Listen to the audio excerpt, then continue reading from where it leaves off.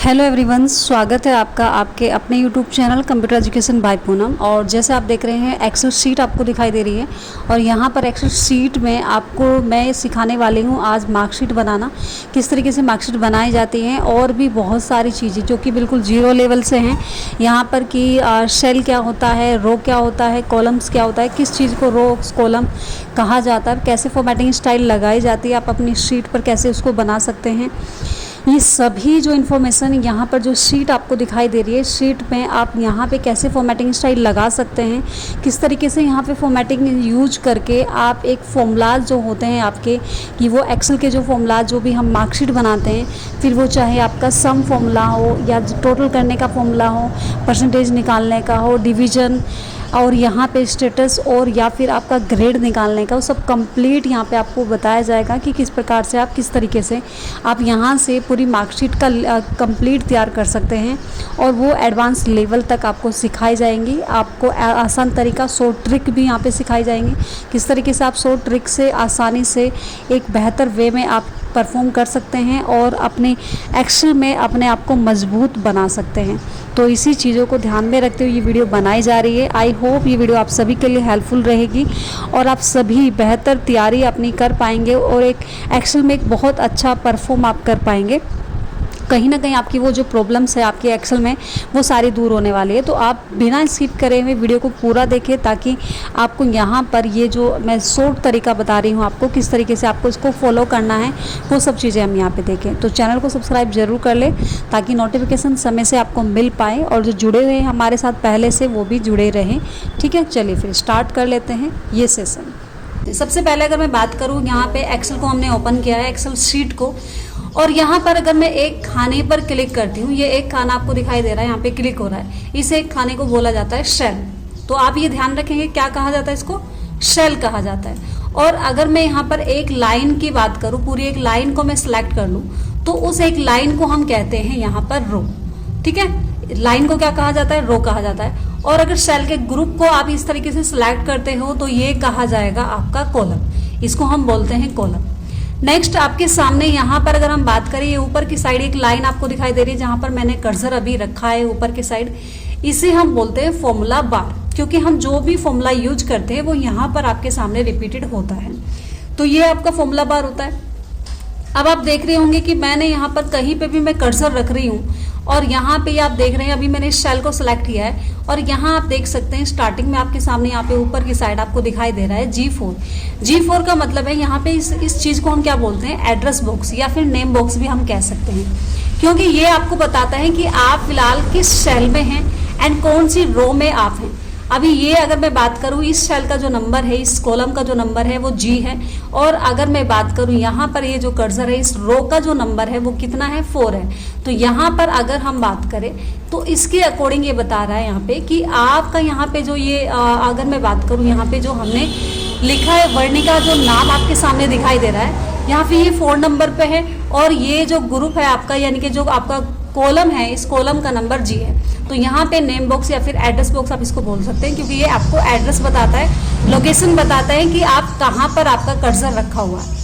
अब हम बात कर लेते हैं, यहाँ पे आपको दिखाई दे रहे होंगे कि इस पूरे ये जो पेज हमें दिखाई दे रहा है, इस पूरे पेज को क्या कहा जाता है। नीचे की साइड आप देख सकते हैं यहाँ पे इस पे शीट लिखा हुआ है, तो हम पूरे पेज को यहाँ पे शीट कह सकते हैं। लेकिन कई बार हम क्या कहते हैं कि नॉर्मली आप जब MS वर्ड में काम करते हैं तो वो आपका जो पेज होता है उसको डॉक्यूमेंट कहा जाता है, पेज कहा जाता है, और यहाँ पर इसको एक्सेल में क्या कहा जाएगा, इसको यहाँ पे कहा जाएगा शीट। और नॉर्मली अगर मैं बात करूँ यहाँ पे अगर हम देखें यहाँ पे लिब्रो ऑफिस में इसको कॉल्क कहा जाता है और यहाँ पे माइक्रोसॉफ्ट ऑफिस में इसको कहा जाता है एक्सेल। तो इसके अलग अलग नाम हो सकते हैं और ये मैंने कई बार आप लोगों को बताया भी है कि MS वर्ड को आप अगर हम लिब्रो ऑफिस की बात करें तो वहाँ पे राइटर कहा जाता है, और नॉर्मली अगर हम बात करें माइक्रोसॉफ्ट ऑफिस में तो उसको MS वर्ड यानी कि माइक्रोसॉफ्ट ऑफिस वर्ड कहा जाता है। अभी फिलहाल हम एक्सेल की बात करते हैं और एक्सेल में हम क्या कर सकते हैं, यहाँ पे अगर मैं बात करूँ, ये जो हमने एक लिस्ट यहाँ पे बनाई है, आप इस लिस्ट को देख सकते हैं। तो यहाँ अब हम अपनी क्या बनाएंगे, यहाँ पे एक अपनी मार्कशीट तैयार करेंगे और मैंने कुछ बच्चों के यहाँ पे नंबर, कुछ बच्चों के नाम यहाँ पे लिखे हैं एंड इसी के साथ साथ यहाँ पे नेम के साथ साथ हम देख सकते हैं आगे मैंने यहाँ पे सब्जेक्ट लिखे हैं, जैसे इंग्लिश, साइंस, मैथ, संस्कृत या फिर उनका टोटल हो सकता है। फिर हम इनका टोटल निकालेंगे, इसके बाद परसेंटेज निकाल के देखेंगे, यहाँ पे डिवीजन निकालेंगे एंड यहाँ पे ग्रेड भी आप निकालेंगे। अब अगर मैं कहूँ कि भाई इसको पहले तो हम एक ग्रुप में कन्वर्ट, इसको पूरे को सिलेक्ट कर ले, एक मैं इसमें एक बॉर्डर स्टाइल लगा देती हूँ। तो बॉर्डर स्टाइल लगाने के लिए अब यहाँ पे आपके सामने दिखाई दे रहा है, इसको बोलते हैं बॉर्डर। अब इस बॉर्डर से मैंने ऑल बॉर्डर वाला ऑप्शन क्लिक किया है, तो आप देख सकते हैं यहाँ पे सभी में बॉर्डर आ रहे हैं। इसको हेडिंग में कन्वर्ट करने के लिए इस लाइन को आपने सिलेक्ट किया है एंड यहाँ से इसको बोल्ड भी कर सकते हैं। तो बी से आपने इसको क्लिक किया, आप चाहें तो इसका थोड़ा साइज भी बढ़ा सकते हैं, तो जितना आपको साइज दिखाई देगा उसी तरीके से आप यहाँ पे देख सकते हैं। और अगर नाम को भी आप यहाँ पे बोल्ड इटैलिक में करना चाहते हैं तो वो भी कर सकते हैं। थोड़ा इसको पेज को बड़ा साइज बड़ा आप कॉलम भी कर सकते हैं, साइड के ऊपर की साइड रख के। तो चलिए अब हम देख लेते हैं यहाँ पर कि कैसे हम यहाँ पर कुछ फॉर्मूलाज यूज करेंगे। आपको इतना ध्यान रखना है कि जब भी हम एक्सेल में कोई फॉर्मूला यूज करते हैं, और आपको इम्पोर्टेंट बात यह है कि एक्सेल में सबसे ज़्यादा फॉर्मूलाज का इस्तेमाल किया जाता है, यानी कि ये फॉर्मूलाज के लिए ही होता है। जो आप एक्सेल में क्या कर सकते हैं, मैथमेटिक्स आपको कोई फॉर्मूलाज आप यहाँ पे यूज कर सकते हैं। सैलरी डिटेल्स निकालना, कैलकुलेशंस करना, उसी से रिलेटेड यहाँ पर आपको बहुत सारी चीज़ें यहाँ पे देखने को मिल जाएगी। अब हमने ये जो रिजल्ट हमें बनाना है यहाँ पे, इस रिजल्ट के लिए हमने क्या किया है, एक नाम यहाँ पे कट हो गया है, मैं यहाँ पे लिख देती हूँ। तो हमने यहाँ पे लिखा है, ठीक है। अब नेक्स्ट हम देख लेते हैं यहाँ पर कि ये पूरी लिस्ट हमारे पास बन के आई है। अब इस पूरी लिस्ट में हमने कुछ सब्जेक्ट रखे हैं, टोटल, परसेंटेज एंड यहाँ पे डिवीजन है, ग्रेड है। इन सभी को निकालकर हम देखेंगे, सभी का फॉर्मूलाज यूज करेंगे। तो सबसे पहले यहाँ पर ये जो संख्याएं लिखी है हमारे सामने, इनका टोटल निकालने के लिए हमारा जो फॉर्मूला होता है वो क्या होता है, तो उस फॉर्मूले का नाम होता है सम। अब यानी कि अगर मुझे यहाँ पे इन संख्याओं का ऐड करना, इन संख्याओं को टोटल करना इनका, तो मैं यहाँ पे फॉर्मूला यूज करूंगी सम। और सम का formula is equal to SUM sum, bracket start करना है एंड यहाँ से ये जो संख्याएं हमारे सामने दिखाई दे रही है, यहाँ पे करिश्मा का डिटेल हम यानी कि टोटल निकालना चाहते, तो करिश्मा के सारे नंबर्स को मैंने क्या किया है, माउस की सहायता से सिलेक्ट कर लिया है एंड सिलेक्ट करने के बाद हम ब्रैकेट को बंद कर देंगे एंड एंटर कर देंगे।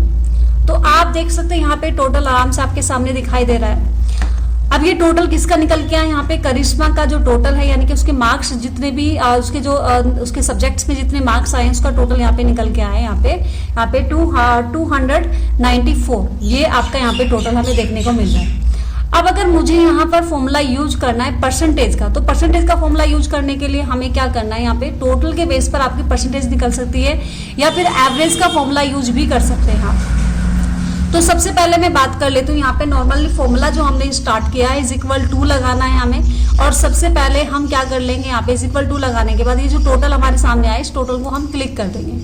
अब टोटल को क्लिक करने के बाद हमें क्या करना है, यहाँ पे हम यहाँ से मल्टीप्लाई का मार्क लगाएंगे और शिफ्ट के साथ 8 यहाँ पे जो आपकी कीबोर्ड में होता है उसको जैसे आप क्लिक करेंगे तो यहाँ पे मल्टीप्लाई का मार्क आपको यहाँ पे दिखाई देगा। अब आप देखेंगे यहाँ पे वन सब्जेक्ट आपका लगभग एक सब्जेक्ट हमारा कितने नंबर का होता है, 100 नंबर का होता है। तो यहाँ पे 100 आप टाइप करेंगे एंड डिवाइड बाय कितने आपके टोटल सब्जेक्ट है, 1 2 3 4। आपके टोटल सब्जेक्ट यहाँ पे 4 है, हमने यहाँ पे 4 सब्जेक्ट लिए हैं, तो उसी के अकॉर्डिंग हम क्या कर देंगे, यहाँ पे 400 यहाँ पे लिख देंगे एंड इसके बाद हम एंटर बटन प्रेस कर देंगे। और जैसे ही आप एंटर बटन प्रेस करेंगे, यहाँ पे आप देख सकते हैं वो जो परसेंटेज है वो निकल के आ जाएगी। अच्छा, परसेंटेज का निकालने का फॉर्मूला अलग अलग तरीके से हम करके देख सकते हैं। दूसरा तरीका भी है हमारा परसेंटेज निकालने का। दूसरा तरीका अगर मैं आपको बताऊं, यहाँ पे सबसे पहले आपको इज इक्वल टू करना है, यहाँ पे एवरेज लिखना है एंड एवरेज लिखने के बाद आप ब्रैकेट स्टार्ट करेंगे। और अभी आपको कुछ नहीं करना है, बस ये जो टोटल संख्या है ना 1 2 3 4, इन चारों संख्याओं को आप इस तरीके से सिलेक्ट कर लेंगे एंड सेलेक्ट करने के बाद ब्रैकेट बंद करेंगे और एंटर कर देंगे, तब भी हमारा क्या निकल जाएगा, परसेंटेज आराम से निकल जाएगी। तो दो तरीके होते हैं, या तो आप डायरेक्ट टोटल के अकॉर्डिंग निकाल सकते हैं या फिर आप एवरेज का फॉर्मूला लगाकर भी आप यहाँ पे परसेंटेज निकाल सकते हैं। इसके बाद अब हम बात करते हैं यहाँ पर जो हमारा नेक्स्ट फॉर्मूला आता है, जो कि क्या है, किस चीज का है, डिवीजन का है। अब डिवीजन का फॉर्मूला निकालने के लिए हमें क्या करना है, इज इक्वल टू लगाना है। इसको हमें बिल्कुल ध्यान से देखना है क्योंकि ये फॉर्मूला थोड़ा लॉन्ग मतलब अगर हम बात करें थोड़ा बड़ा है, तो इस आप फॉर्मूलाज को आप अच्छे से देखेंगे। आप देखेंगे यहाँ पे जो ये फॉर्मूला बार है, यहाँ पे एक एक करके आप आराम से इसका देखकर यहाँ से इसको आराम से नोट डाउन कर सकते हैं। इज इक्वल टू लगाएंगे, सबसे पहले इफ आप यहाँ पे यूज करेंगे, इफ यूज करने के बाद ब्रैकेट स्टार्ट करेंगे एंड ब्रैकेट स्टार्ट करने के बाद यहाँ पर आप क्लिक, एक मिनट मैं इसको उसमें कर दूँ बोल्ड में ताकि आपको अच्छे से दिखाई दे, ठीक है। Is equal to if bracket start किया एंड यहाँ से ब्रैकेट स्टार्ट करने के बाद देखो जब हम डिवीजन निकालते हैं तो डिवीजन हमेशा आपकी परसेंटेज के बेस पे निकलती है। तो यहाँ मेरी जो परसेंटेज है यानी कि जो ये बच्चा है, ये जो करिश्मा यानी कि जो लड़की है करिश्मा, इसके जो नंबर हैं यहाँ पे ये नंबर है और ये इसकी परसेंटेज है। तो मुझे क्या करना है, इसकी परसेंटेज को यहाँ से क्लिक कर देना है क्योंकि परसेंटेज के बेस पे आपकी डिवीजन निकलती है। आप परसेंटेज को आपने क्लिक किया है, G2 आपको दिखाई दे रहा है। G2 का मतलब यहाँ पे क्या है, ये इसका एड्रेस बॉक्स है, ये नेम बॉक्स है क्योंकि ये इस जगह पे है G और यहाँ पे आप देख सकते हैं 2 है। और इसके बाद हमने क्या करना है, यहाँ पे हमें लगाना है ग्रेटर देन। तो मैंने यहाँ से ग्रेटर देन का एक मार्क लगाया है एंड ग्रेटर देन का मार्क लगाने के बाद आपको यहाँ पे कोई भी एक ऐसी संख्या जिसके बेस पर आप वहाँ पे निकालना चाहते हैं। जैसे मैंने कहा फर्स्ट डिवीजन यानी कि जिस बच्चे के भी फर्स्ट डिवीजन की बात अगर हम बात करें तो मैंने कहा 60 या 60 से अधिक यानी कि 60% से ऊपर जिस बच्चे के नंबर आएंगे, हमने कहा कि वो बच्चा फर्स्ट डिवीजन से पास हो जाएगा। तो मैंने क्या किया, 60 लिखा एंड 60 लिखने के बाद मैंने यहाँ पे कॉमा यूज किया है एंड अब मैंने यहाँ से इन्वर्टेड कॉमा यूज किया है और यहाँ से मैंने लिखा है फर्स्ट। हमने कहा उस बच्चे के नंबर परसेंटेज कितने आनी चाहिए, फर्स्ट। इन्वर्टेड कॉमा शिफ्ट के साथ हम प्रेस करेंगे तो अब फर्स्ट को हमने इन्वर्टेड कॉमे के अंदर क्लोज कर दिया। अब यहाँ से सिंगल कॉमा लगाएंगे और हमने कहा हो सकता है इतने परसेंट मार्क्स ना हो सकता है कम आए किसी बच्चे के, तो उसके लिए भी कंडीशन हम रखेंगे। फर्स्ट सेकंड थर्ड हमें तीनों की कंडीशन रखनी है। तो इसके लिए मैंने फिर से इफ यूज किया है, ब्रैकेट फिर से स्टार्ट किया है एंड यहाँ से वही परसेंटेज हमने दोबारा से क्लिक कर दिया क्योंकि हम उसी बच्चे के नंबर देख रहे हैं। अब यहाँ से हमने ग्रेटर देन की बजाय हमने लेस देन का यूज किया है एंड मैंने कहा कि जिस बच्चे के भी 45% क्योंकि 45% पे आपका सेकंड आ जाता है और 45% से मैंने कहा लेस देन, इससे जिसके भी कम आएंगे कॉमा लगाया और इन्वर्टेड कॉमा स्टार्ट किया। तो मैंने कहा यहाँ पे उस बच्चे की जो डिवीजन हो जाएगी वो कितनी होगी भाई, थर्ड हो जाएगी। इन्वर्टेड कॉमा फिर से बंद किया यानी कि मैंने थर्ड को भी इन्वर्टेड कॉमा के अंदर क्या कर दिया है, क्लोज कर दिया है। अब यहाँ से फिर से सिंगल कॉमा लगाया है एंड यहाँ से फिर से अब आपने इफ दोबारा फॉर्मूला लगाने की जरूरत नहीं है। यहाँ पे आपको क्या करना है, इन्वर्टेड कॉमा करना है एंड यहाँ पे सेकंड आप लिख देंगे। सेकंड लिखने के बाद इन्वर्टेड कॉमा बंद किया। आपका कहने का मतलब यह है कि जिस बच्चे के भी 60% से अधिक आएंगे यानी कि 60% आए या 60 से अधिक आए, मतलब यहाँ पे नॉर्मली हम चाहे तो यहाँ पे 59 यहाँ पे लिख सकते हैं क्योंकि हम बात कर रहे हैं कि जिस बच्चे की भी अगर मैं 60 पे से फर्स्ट लेके आना चाहती हूँ तो मैं यहाँ पे 60 का यूज करूंगी और अगर मैं यहाँ पे चाहती हूँ कि 60 वाले के फर्स्ट पे नहीं आए सेकंड पे आए तो मैं यहाँ पे 60 का यूज करी। तो नॉर्मली हम यहाँ पे चाहें तो यहाँ पे 59 का फॉर्मूला भी यूज कर सकते हैं। तो मैंने 59 का फॉर्मूला इसलिए यूज किया है क्योंकि ग्रेटर देन हम लिख रहे हैं यहाँ पे और ग्रेटर देन का मतलब है कि अगर वो 60 लिखा जाता तो 60 से यानी कि जो 60 वाला बच्चा था वो भी सेकंड पे आ जाता फिर तो। और मैंने यहाँ पे 59 इसलिए लिखा है क्योंकि जिस बच्चे के 59 से अधिक आएंगे यानी कि 60% आएंगे वो बच्चा क्या हो जाएगा, वो बच्चा फर्स्ट डिवीजन से पास हो जाएगा। अब हमने यहाँ पे लेस देन लगाया है इसलिए क्योंकि 45 से जो बच्चा कम लेके आएगा वो थर्ड डिवीजन से पास होगा। अदरवाइज जो 45 ले आएगा या 45 प्लस लेके आएगा वो आपका सेकंड डिवीजन से पास हो जाएगा। अब आपको क्या करना है, यहाँ पे जाके आपको डबल ब्रैकेट बंद कर देना है क्योंकि हमने 2 बार ब्रैकेट ओपन किया था, एक यहाँ पे और एक यहाँ पे। अब आप क्या करना है, आपको एंटर यहाँ पे क्लिक करना है। जैसे आप एंटर क्लिक करेंगे तो आप यहाँ पे देख सकते हैं आपका रिजल्ट यहाँ पे आपको मिल जाएगा क्योंकि उसकी जो परसेंटेज है वो 33.5 है और इसलिए उसकी जो परसेंटेज आई है वो कितनी, जो इसकी जो डिवीजन आई है वो कितनी आई है, वो फर्स्ट आ गई है। तो इस तरीके से हम यहाँ पे निकाल सकते हैं एंड यहाँ से इसी तरीके से हम यूज कर सकते हैं ग्रेड का फॉर्मूला। अब ग्रेड का फॉर्मूला निकालने के लिए सेम आपका प्रोसेस होता है जैसे कि डिवीजन का होता है। कैसे, हमने कहा इज इक्वल टू इफ का ही यूज करना है, ब्रैकेट स्टार्ट करना है एंड यहाँ से हमें क्या करना है, मैं यहाँ पे दिखा देती हूँ, शायद इधर ना दिखाई देगा तो आप यहाँ पे फॉर्मूला बार में चेक कर सकते हैं, यहाँ पे देखने को आपको मिल जाएगा आसानी से यहाँ पे। अब यहाँ से मैंने कहा फिर से उसी तरीके से मैंने क्या करना है, अभी देखो ग्रेड भी आपकी परसेंटेज के बेस पे निकलती है और डिवीजन भी आपकी परसेंटेज के बेस पे ही निकलती है। तो आपने परसेंटेज को ही फिर से क्लिक कर देना है एंड यहाँ से क्लिक करने के बाद आपने कहा फिर से आपने यहाँ पे लगाया है ग्रेटर देन और आपने कहा 59 से ज़्यादा जो बच्चा नंबर लेके आएगा या नॉर्मली हमने कहा 60 ही हम यहाँ पे रख देते हैं, जितना मर्जी आप रखें उसी तरीके से। अगर यहाँ से पॉइंट भी आप क्लिक करेंगे ना, ठीक है, यहाँ से मैंने यहाँ पे अब यहाँ पे रखा है 59.99 का मतलब यह है कि जो 60 लेके आएगा उसी की क्या आएगी वहाँ पे फर्स्ट डिवीजन, यानी कि ए ग्रेड से पास हो जाएगा। तो आप इसे भी रख सकते हैं, अदरवाइज आप चाहें तो 60 का भी डायरेक्ट इस्तेमाल कर सकते हैं। मैंने दोनों तरीके से आपको बता दिया है, जैसे आप जिस बेस पर आप उसको फर्स्ट डिवीजन देना चाहते हैं उसी बेस पर आप यहाँ पे यूज कर सकते हैं। तो मैंने यहाँ पे क्या किया है, मैंने यहाँ पे किया है कोमा लगाया है। अब मैंने इन्वर्टेड कोमा स्टार्ट किया है और मैंने कहा जिस बच्चे के भी 59.99 से अधिक आएंगे, ज्यादा आएंगे, ग्रेटर देन आएंगे, वो बच्चा क्या हो जाएगा फर्स्ट डिवीजन से, मतलब वो उसकी जो ग्रेड होगी वो ए होगी। इन्वर्टेड कोमा बंद, सिंगल कोमा लगाया और फिर से इफ का यूज किया है, ब्रैकेट फिर से इस्तेमाल किया है। अब यहाँ से हमने क्या किया है, फिर से वही परसेंटेज को सिलेक्ट किया है। अब सिलेक्ट करने के बाद इस बार लेस देन मैंने यहाँ पे लगाया है, लेस देन मैंने कहा 45 लेस देन, जो भी इससे कम लेके आएगा 45 से जो लेस देन लेके आएगा उसकी जो ग्रेड होगी वो कितनी आएगी भाई, बी या सी आएगी ना। तो मैंने यहाँ पे सी का यूज किया है, इन्वर्टेड कोमा के अंदर इसको बंद कर दिया है, फिर से सिंगल कोमा यूज किया है एंड यहाँ से मैंने कहा है कि अब अगर वो 45 प्लस लेके आ जाता है तो उसकी जो परसेंटेज होगी, उसकी जो डिवीजन होगी या ग्रेड होगा वो बी ग्रेड हो जाएगा, ठीक है। ब्रैकेट यहाँ पे इन्वर्टेड कोमा बंद किया, ब्रैकेट को फिर से 2 बार बंद किया हमने एंड एंटर बटन हम प्रेस कर सकते हैं। आसानी से आप यहाँ पे फॉर्मूला देख सकते हैं, ये हमारा फॉर्मूला आपको दिखाई दे रहा है ऊपर की साइड, ठीक है। अब यहाँ से हम एंटर कर देंगे और आप देख सकते हैं यहाँ पे कि ये जो आपका निकल के आया है, यहाँ पे कितना निकल के आया, यहाँ पे ए ग्रेड आपको देखने को मिल रही है, आसानी से आप देख सकते हैं। अब यहाँ पे एक फॉर्मूला और हमारा रह गया है, नॉर्मली अगर मैं बात करूं तो वो फॉर्मूला है हमारा, अगर हम बात करें उसे हम बोलते हैं स्टेटस। स्टेटस भी मुझे निकालना है यहाँ पे, तो स्टेटस निकालने के लिए मैंने क्या किया है, यहाँ पे मैं फिर से कॉलम में इसको कन्वर्ट कर दूं एंड यहाँ से हमने कहा स्टेटस का मतलब है कि बच्चा पास है या फेल है, ये मुझे देखना है। तो पास और फेल का फॉर्मूला लगाने के लिए आपको यूज करना है इज इक्वल टू, फिर से इफ का यूज करना है, मैं यहीं पे लगा देती हूँ ताकि आपको यहाँ से आसानी से दिखाई दे फॉर्मूला बार में। अब यहाँ से हमने कहा ब्रैकेट स्टार्ट किया है भाई हमने, और ब्रैकेट स्टार्ट करने के बाद देखो जब भी आप पास या फेल देखना चाहते हैं वो भी डिसाइड कौन करता है, आपकी परसेंटेज करती है।